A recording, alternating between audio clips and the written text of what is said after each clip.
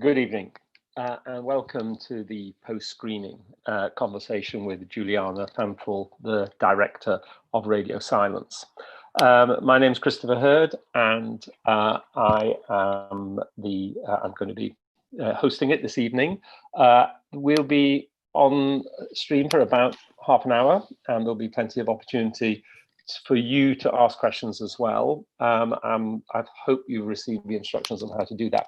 Before we start, there's one really important thing that I need to say. You will have received an email with a survey from the Film Audience Network asking you to fill this in afterwards. I really want to encourage you to do this. This is really important. I know that you get lots of these surveys. I know that you get them from credit card companies, airline companies, all sorts of people you don't want them from. This screening is part of the Films Feels Connected initiative. It does receive funding from the BFI. This funding relies upon good quality data on what people think of the evening that they've had. So that's why the survey is really important. So I really, really do urge you to fill it in. And I'm an independent filmmaker myself. I know how difficult it is in this world. So I know how important these surveys are. So please do fill it in. So after that, Juliana, welcome. And thank you so much for your film as well, which I really enjoyed, obviously. As I was watching it, I was thinking, God, how long was she making this film? Why did she start it in the first place? And actually, you do answer the question in the film. I think that it was 3 years altogether you were filming. But maybe first of all, you could tell us, why you decided to do it. You do explain, you refer to some of the questions of trust. So you might want to say a bit about what those were and how you overcame them. And when you began, because you weren't to know how it was to end, what was your expectation of it? So quite a lot there to get going on. Well, first of all, thank you very much for this invitation. It is really an honor. I'm actually listening to like a feedback of myself, so it's a bit annoying. Hopefully, the technical department will hear you say that to do something about it. Otherwise, maybe I'll just take my headphones like this. So I used to listen to Carmen's radio shows since I was a teenager, as said that in the film, and I got the opportunity to travel abroad and to study in Switzerland, and from the distance I was starting to see this huge violence. I'm sorry, is this better? The violence that was really taking the country. And I was learning all the events through Carmen's voice. And at some point in November 2014, oops. Okay. I can hear you perfectly well. I hope everybody else can. Yes, I'm sorry. This is maybe not. I am sorry, but maybe. Hello. Yeah, well, I can hear you. That's it. I'm sorry. Everyone else can. Yes. I wasn't able to concentrate because of these voices. Sure, no, very. I know it's terrible. I'm sorry. So from Switzerland, I was learning of the events that were happening in Mexico. And in November 2014, there was this huge thing that someday 43 students were missing, 43 peasant, very young students. And the whole country learned that, but we didn't really know what happened to them, what had happened, and who had done this. They were just missing, and we could think that maybe they got killed, but we still don't know today in 2020. Anyways, Carmen was one of the first journalists to invite to her show the survivors of the shooting that took place, and the parents of some of the missing students. And she was very important to start to make the puzzle of the situation of the 43 students. This was November 2014.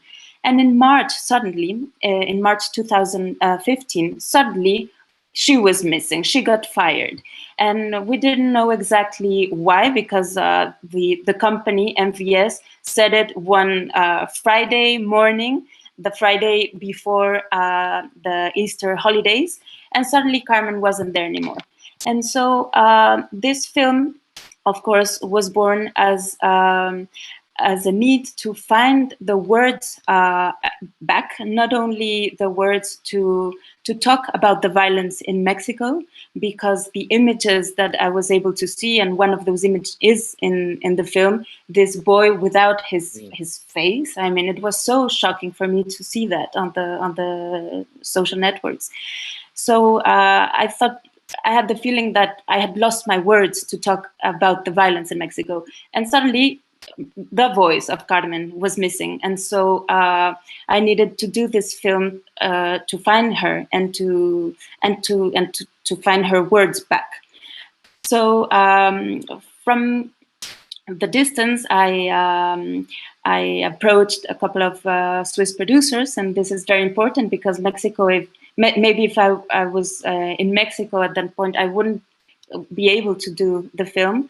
And they supported me, and I flew to Mexico. I didn't know Carmen at that moment, but I managed to find her and to propose her. And then she said yes, but we didn't know exactly what the film was going to be, because she said yes, but maybe yes was just you can talk about our story, you can interview me once, you can use all the archive that exists from the news and do your film from archive. But of course I was expecting to have as much time as possible with her, and fortunately I was able to do it. We built this relationship of confidence little by little, and she trusts us. And so the film found its form.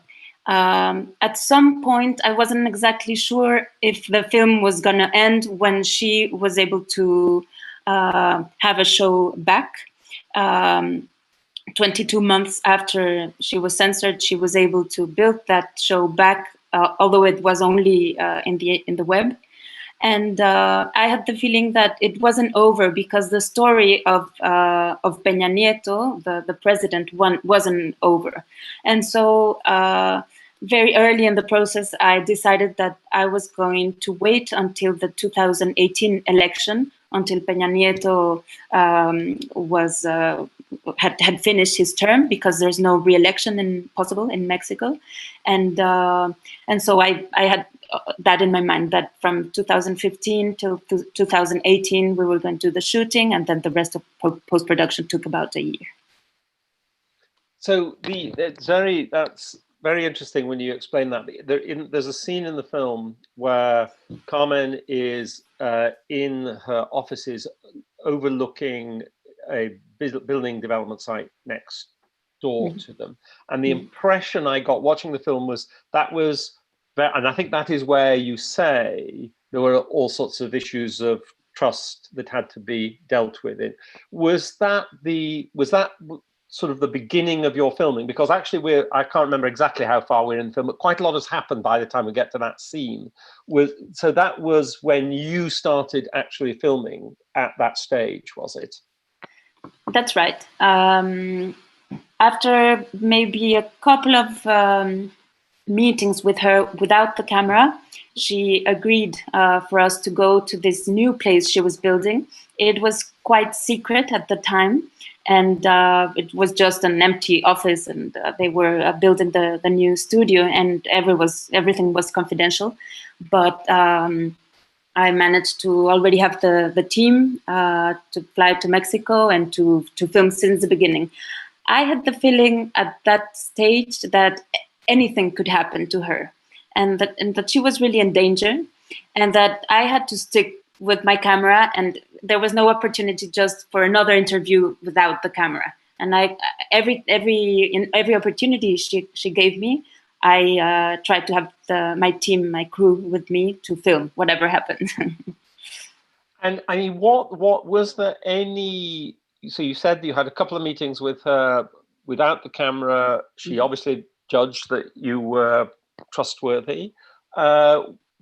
What did she place any restrictions on the work that on what you could film? How did that work? Because anyway, how did that work? Actually, she didn't, because she never said that. I said two things to her in the first day. I said, I'm not going to do this film and try to talk about your private life. This remains out of the film, because I already knew that she was very, very, how do you say, private about her family. We all Mexican knew that she had a son, but that was pretty much it about her personal life. So I said that, and then I said, whenever the film is finished, I'll show it to you first before the public. But that's, I mean, something I do with all the people I film. They have the right to see the film before the rest. And I did this. When the film was over, we went back to Mexico again. We invited her lawyers in case there was something that needed to be rewritten or re-edited. And she never said anything at all. And that was pretty amazing, because some of the friends that I talked to in the beginning and that knew that I was doing this told me, oh, she is going to restrict, so many things, and she's such a leader, and she will just try to take you wherever she wants.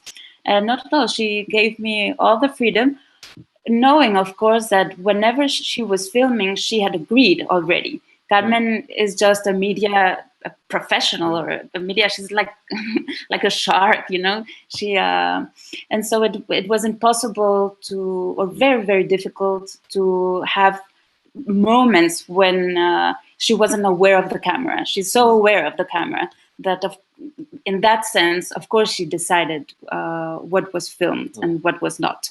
And every time we met, we had a previous agreement that we could film.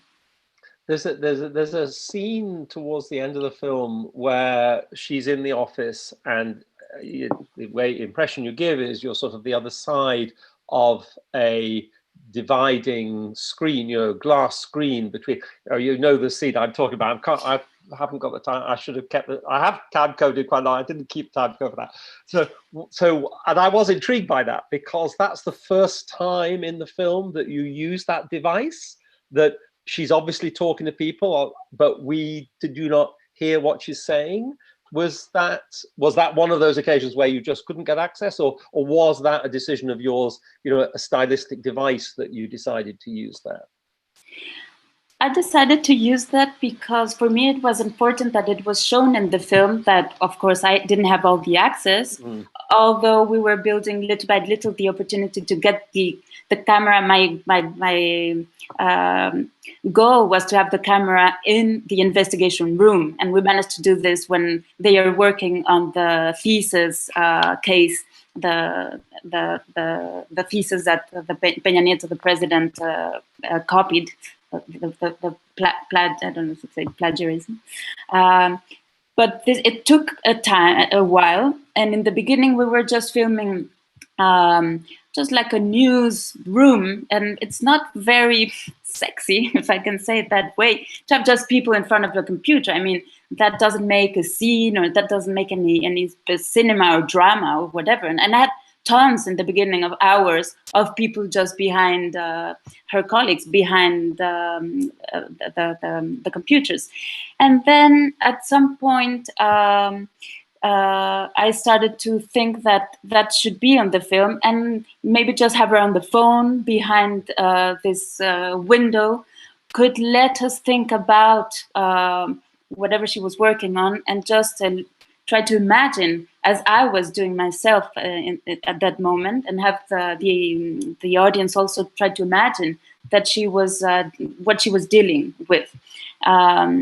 So that for sure was one of the ideas. And then till the end of the film, there's also this longer scene maybe where she's with some colleagues, and they are discussing if they're going to publish this huge issue about governor linked to the cartels just before the election.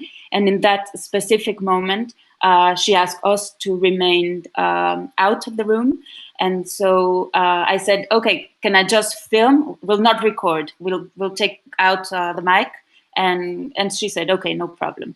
And that's how we did it. And there's one other thing that you mentioned that earlier in one of your earlier answers about, you made it quite clear to her that this was not going to be about her private life, or her personal life rather. Mm-hmm. But her son does come into the film, and not as an aside. I mean, it's a story within the film.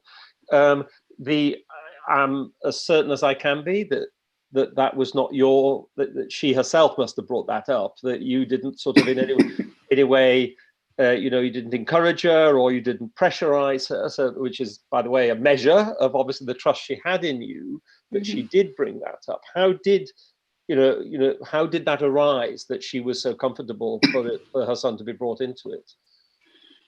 During all the process, there was this scandal of her, the team, and her son being surveilled by these hardware called Pegasus. Yeah. And I believe that for her it was very important for people to see his son, and at some point she decided to make him visible, and she posted and she published all the case of the surveillance. And at some point, suddenly Emilio, his son, was showing his face. I believe that for Carmen, it's a way of protection, actually. The more visible she is, the more protected she is by her own popularity, by her own visibility. I believe that's also one of the reasons she accepted to do the film, because I also said, I want to take this message to the international scene. I don't want this film to remain in Mexico. I want to shout to the whole world what's going on in Mexico. And I believe that for her, this is synonymous to protection. And so at some point, it was just normal to talk about Emilio if we were talking about Pegasus. So this is how it worked. Now, as you said, that from the beginning, you weren't ever to know what would happen, but you thought that sort of the film would end in the 2018 election. That was in your mind. Yeah. By the way, I was in Mexico in 2006. Oh, were you? Yeah, and I was on the demonstrations after the election there. So it was fascinating. Yeah, absolutely. It was absolutely fascinating to watch it. And in a way, by the way, just before we deal with that, before we deal with the 2018 election, one of the things that I think is interesting about this film is, in a way, it shows that politics matters. That here was somebody whose voice was silenced by one particular political regime. There was a big social movement in the country, obviously, to ensure that Obrador got elected, and as a result of that, she's back on air. In a way, I mean, and people often say, "Oh, politics isn't important. You can't influence anything. Nothing would change. It makes no difference who's in power." But here was a very clear example, of where it did make a difference who was in power, whether or not a voice was going to be heard. And I just make that remark in passing, is that I thought that was very, in a way, it's really good to have a film that has that dimension to it, which I think very skillfully that you bring into it. So it obviously was tremendous. Inevitably, as people, it hasn't been unproblematic. Do you feel that her position is still secure in Mexico, in respect of freedom of expression and being able to do her job? I believe that in terms of what Obrador is doing personally, yes. I mean, The problem in Mexico is that, of course, it's not enough to change one figure, one politician, to have the system change. It's a huge country. It's a very complex country, and most of the cases of danger to the journalists, and here I talk about generally, and not only to Carmen's case. It happens away of Mexico City, of the capital, and the local governments are totally linked with the cartels and with the organized crime. And there you don't know really who is who. And there you cannot just publish about the cartels or those links because you get killed. So the numbers haven't really changed in terms of assassinations of journalists, and that is a very sad thing. But in what concerns Carmen, I believe that that she is doing her work without that pressure and the tension that she, for sure it was the most tense moment in her whole career to have Peña Nieto, because she published that investigation, the White House investigation. The thing now is that she is doing her work, and she has published again new things that Obrador is not liking. Right. So even though at some point he said that he was going to protect her and other journalists, etc., it hasn't really been shown like that. And there are arms and strategies of the government, especially through what we call the trolls from social media, just robots that publish and publish and publish hundreds or thousands of messages, repeated messages, to have the impression that it's real people who are publishing those attacks. And at the end, if you search a little bit deeper, you can see that it usually come from the same source, and that Obrador is working like that with these virtual armies of trolls, and they are actually attacking Carmen. So it's tricky. So, I mean, in a way, there's somebody sent in a question here, which is sort of, you've half addressed, I think, there, which is that what the public's view of Carmen is under the current regime. But the implication of what you say is that she's always said, as you say in the film, that, you know, that she's not politically aligned to any party, and I would have thought, but this is the question, therefore, that she has absolutely maintained that reputation of a fearless, independent voice holding power to account in the public's eye. Is that right? Yes, of course. People who don't agree with Obrador, the new president, are very critical to her, because at some point they reclaim that she is aligned to him, and that because of the White House investigation, maybe Obrador arrived to power, because it was very, very strong, the impact it had to the reputation of the former party, of Peña Nieto's party. So she's kind of responsible, to the eyes of some people, to the victory of Obrador. That's huge. And many people are, since Obrador won, are asking her to publish some corruption issue around Obrador. I believe, I don't know that for sure, because we stopped there, but I believe that they are doing their work, and that she wants to remain separate from that power. She wants to remain the fourth power, and that she is working for that. But it's very difficult when you worked as a society, not only as a journalist, but as Mexicans, since 2006, when you were in Mexico, to have elections clean, to take away this former party who was in power for 72 years. And we all worked a little bit just to take the PRI out. Finally, it happens. And you cannot just bury him immediately. You have to give him some time to have his chance. And I believe this is what Carmen is doing. give him some time. It's too soon to bury him with a new investigation.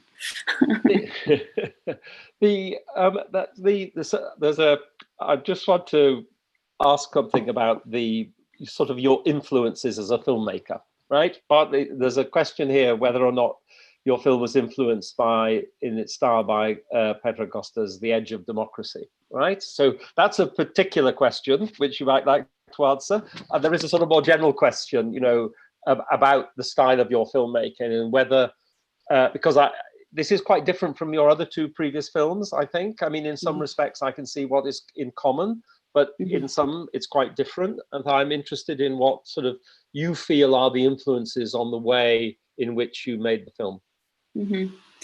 I saw Petra Costas when I was in the editing room, because my editor was working as a consultant editor with Petra, and of course she told me you have to watch it. But once our film was almost finished, until we had the final cut, because the editor didn't want me to have that huge influence. So I saw it when the process was pretty much over, and of course I see many ways that it resonates. And I don't know, the film just found, I believe they found their own form as you are doing them. In terms of the influence, it's very difficult because it's a little bit of many things. I knew I wanted a voiceover, and in Muchachas, my first long feature, there's this voiceover too, because it was very, very complicated to talk about all the levels that the film wants to talk without that. I mean, when I was filming Carmen and her team talking about something, it was just impossible for a just common human being who was not Mexican to understand what they were talking about, with names of politicians and the story of the cartels and blah, blah. So that voice was very important for me, not only to take the story to my perspective, because it was a story that belonged to many, many Mexicans. The whole audience of Carmen and many Mexicans knew this story of the White House, every Mexican, but the story of the censorship, I believe, also. And so for me, it was important to tell the story in the first person. And then I had also it was very clear for me that I was going to use archive material, because as it all started abroad, I was seeing the story through the web and through the news, and all these archive for me was very important to tell the story. And then I like very much talking to people, and this was some of the dispositive I used in my first film. And it was a difficult and a tricky dispositive to use with Carmen, because she's so used to them. She's a professional, and it's not the same to talk about to housemaid, which I did in my first film, who wasn't at all used to a camera, and it was the first time maybe she was talking about some of the things we were discussing, and to Carmen, who knows by heart what she wants to say. So these three maybe threads and ideas were there when I shot and when we edit. I mean, one of the things that I thought watching it, there's quite a lot of scenes where I don't know how familiar you are with the work of D.A. Pennebaker, who made, he was an American filmmaker, and he died a couple of years ago. He worked until he was nearly 90, I think. And I was once at a Q&A with him, and someone asked him a question about working as a director. And he said, I don't direct anything. I just shoot what happens, right? Which was sort of slightly untrue, but there was a sort of fantastic truth in it, that he was trying to make this distinction between, you know, being a filmmaker and being a director. And one of the features of his films is there are just often just scenes in which interesting stuff happens. And when I watched particularly her appearance in Washington, D.C., for example, right, where you could have you could have spent a lot of time explaining who all these people were, and and setting it up and all, but that would have sort of got in the way of it. And that was very much a sort of Pennebaker scene. That you're there, you're the filmmaker, you got the camera, we're going to watch it, we're going to learn something from it, we've got to pay attention. So I thought I did see you. Obviously, you're not familiar with his work, but I did see quite a lot of that in it. And again, I think, and it's interesting. You've got narration in it, you've got those very observed scenes in it, you've got obviously some sit-down interviews in it, all of which works, right? But that there's it's quite a bold thing just to say, I'll take every bit of the documentary genre and I'll bung it into one film, so congratulations, it worked anyway. Thank you very much. I mean, this is your third film, is that right? Or second long feature. Second long feature, yeah, that's right. Because I've done things for television. Yeah, but I don't count them as. No, well, don't knock it. They're not there. Every filmmaker has to find a model to be able to make the films, definitely. right, that they want to make. That you did mention right at the beginning. I think you said you were lucky to get a Swiss producer on board, and so us people who work in the industry always look at the end credits and say, who's funded this film? How did you? Because obviously it wasn't cheap to make. And it was obviously a commitment. They didn't quite know how big the commitment was. How did you fund it? So it all comes from Switzerland. The different helps money we have here from the Geneva, where I'm based, the canton of Geneva, and then the Ministry of Culture in Bern. That's very much it, with, of course, the help of the Swiss television, which are co-producers, and there's a 52-minute version for television, which will be screened. But all the money basically came from here. And then we needed some Mexican producers because when I first went there to meet her and met some people, the pressure was so high that I didn't know who to trust. And it was very difficult for me not to talk to anyone and not to be sure if I was walking on the right path. And I needed someone that I trusted. And this is how the Mexican producers arrived, because they already they had met my Swiss producer 55 years before. And so the Swiss producer said, okay, you have to meet Pepeco and the producer. And so I arrived, and they worked very much as a psychological support to me and the team. And of course, they provided a technical also support. But we discussed at that time if we were going to ask for the Mexican financial aids that are there from the cinema fundings.